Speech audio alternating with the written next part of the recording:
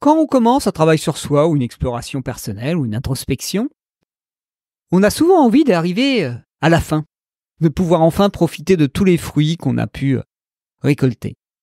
Et si finalement, il n'y avait pas de fin à cette recherche et qu'on pouvait déjà savourer le résultat sur le chemin? C'est ce que nous allons aborder dans cet épisode. Bienvenue dans Ose être toi, un podcast pour se lâcher la grappe et sortir de la quête d'idéal du développement personnel. Si vous aussi, vous voulez juste être vous et arrêter de vous battre avec vous-même, bienvenue. Je suis Pierre Devos, psycho-énergéticien et explorateur de la vie, et je vous accompagne ici et ailleurs pour réapprendre à vous aimer et aimer la vie. Oui, parfois on se dit j'aimerais bien être arrivé au bout parce que là, c'est un peu compliqué, c'est un peu lourd, c'est un peu casse-pied, je ne suis pas épanoui dans ma vie. Et l'histoire, c'est qu'en restant dans cette dynamique de il y a toujours quelque chose à améliorer, à modifier, est-ce qu'un jour on arrivera au bout? Peut-être que oui, peut-être que non. Selon notre degré d'insatisfaction, notre degré d'exigence avec la vie, avec nous-mêmes. Et si on ne pouvait pas tout simplement se dire l'essentiel pour être heureux, c'est pas d'avoir atteint un état de stabilité et de perfection, mais juste d'être en capacité de savourer là où on en est et ce qu'on a déjà. Parce que ce soit au niveau purement matériel, de réussite financière, professionnelle, relationnelle ou familiale, ou que ce soit au niveau de stabilité intérieure, de découverte de soi et d'élévation spirituelle, selon la quête que l'on a, celle-ci a en théorie jamais de fin. Il n'y a qu'à regarder les chefs d'entreprise ou les personnes qui cherchent à avoir de plus en plus d'argent. C'est un jeu infini tout ça.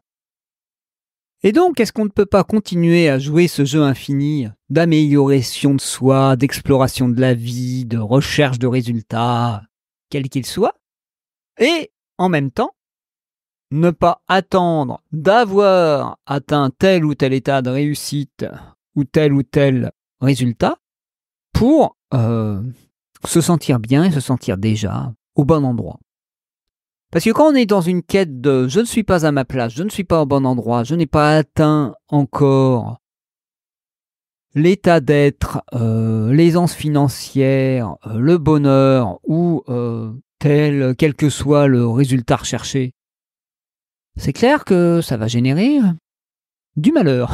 Parce que la quête du bonheur génère du malheur, paradoxalement. Et c'est quand on arrête de chercher ce bonheur, cette réussite, ce résultat, que parfois on se rend compte qu'il est déjà là. Si on cherche à tout prix un état différent, comment peut-on être satisfait de l'état actuel? C'est compliqué. C'est même quasi impossible. Donc c'est ce que je voulais vous proposer comme réflexion dans cet épisode. Qu'est-ce qui, dans votre vie, est déjà beaucoup mieux que ce que vous aviez avant, beaucoup mieux que ce que vous espériez dans votre vie, et est déjà quelque chose dont vous pouvez vous sentir reconnaissant et vous sentir heureux ou épanoui. Et même satisfait, je dirais. En gros, c'est déjà assez. Oui, ça pourrait être mieux, ça pourrait être plus, mais c'est déjà bien. Et donc, ce ne sera pas mieux, ce sera plus. Vous voyez la nuance. Donc, est-ce qu'il y a des domaines dans votre vie où c'est déjà bien? Est-ce qu'il y a des domaines dans votre vie où vous êtes déjà satisfait de ce que vous avez? Est-ce qu'il y a des domaines dans votre vie où vous pourriez vous réjouir tous les jours déjà d'avoir ça? Et en étant dans cette posture-là, ça va permettre de vous détendre. Et ça va permettre ainsi aussi d'arrêter d'être en mode survie, d'arrêter d'être en mode combat, d'arrêter d'être en mode guerrier, à vouloir à tout prix atteindre tel ou tel résultat, et de sortir en gros d'un système combatif qui bouffe énormément d'énergie et qui a tendance à nous faire nous focaliser sur les problèmes et pas sur les solutions ou sur les opportunités qu'on a déjà. Et ce qui nous fait aussi éviter de prendre des risques dans certains domaines parce que on n'a rien. Ou tout du moins, c'est ce qu'on croit. Parce que ce qui permet aussi d'être de plus en plus épanoui, c'est d'oser faire des choses dont les résultats ne sont pas garantis. Et si on est dans une optique de je n'ai rien, il faut à tout prix que je me mette quelque chose sous la dent pour me nourrir, on a moins tendance à oser prendre des risques. Donc voilà pourquoi j'avais envie de vous proposer de voir la vie autrement, de voir déjà que vous aviez une gamelle qui était bien pleine et que le reste c'est que du plus. J'ai eu l'occasion dernièrement de recevoir les retours d'une communication animale avec mon chien. Et mon chien avait une posture très cool de « Oh oui, tel que c'est déjà bien. mais je veux bien plus. Mais c'est déjà très bien comme ça. » Mais si on pouvait, nous aussi, avoir cette posture de « C'est déjà très bien comme ça. Mais je suis OK pour plus. » Et donc être déjà satisfait de ce qu'on a. Et de se dire « Ah ouais, mais plus, je suis OK. Mais c'est déjà très bien comme ça. » Et sortir de cette exigence perpétuelle qu'on peut avoir avec nous, avec le monde, de « Il faut toujours que ce soit plus. » Et tel que c'est déjà pas assez. Voilà. Ce que génère un peu notre fonctionnement capitaliste. Mais je vais vous sortir mes idées psychologico-sociales et politiques.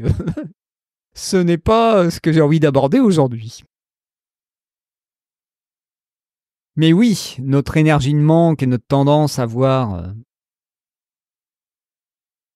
toujours le verre à moitié vide oriente beaucoup notre vie et oriente beaucoup notre vision qu'on a du monde.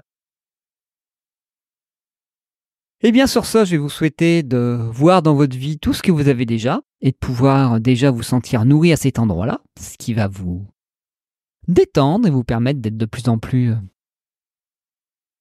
à l'aise avec le fait d'oser de nouvelles choses. Parce que c'est ça aussi, oser être soi, c'est